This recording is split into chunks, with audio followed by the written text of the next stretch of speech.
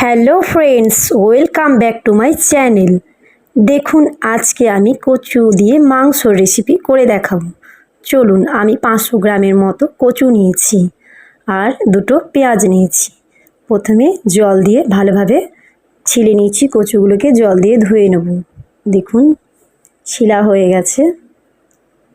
এবার ভালোভাবে ধুতে হবে, যেহেতু কচুর মধ্যে প্রচণ্ড নোংরা থাকে। চলুন, ধোয়া হয়ে গেছে। দেখুন পেঁয়াজগুলো কেটে নেব। পেঁয়াজ কাটা হয়ে গেছে দেখুন। চলুন এবার রান্নার দিকে এগিয়ে যাই। প্রথমে আমি গ্যাস জ্বালিয়ে কুকারটা বসিয়ে দেব। দেখুন কুকার বসানো হয়ে গেছে। কুকারটা একটু গরম হোক। সামান্য পরিমাণে তেল দেব। তেল দেওয়া হয়ে গেছে, তেলটা ভালোভাবে গরম হোক। এর মধ্যে পেঁয়াজ দিলাম।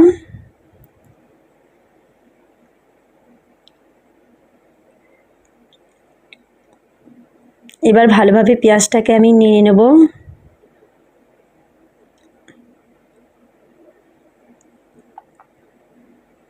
দেখুন লাল লাল করে ভাজবো পেঁয়াজগুলো। এবার আমি আদা রসুন বাটাটাও দিয়ে দেবো এর মধ্যে। দেখুন আদা রসুন বাটাটা দেওয়া হয়ে গেছে। আরেকবার নেড়ে নেবো ভালোভাবে। দেখুন পেঁয়াজটা লাল হয়ে গেছে। এর মধ্যে এবার হলুদ দেবো। আরেকবার নেড়ে নেব হলুদ দিয়ে। দেখুন এবার লবণ দেবো।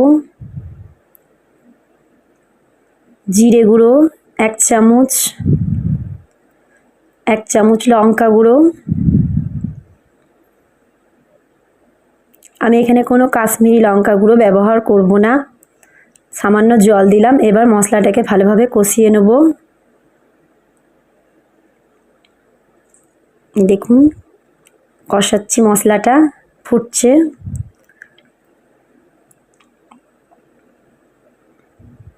দেখুন জলটা শুকিয়ে গেছে, কত সুন্দর মশলাটা কষা হয়ে গেছে।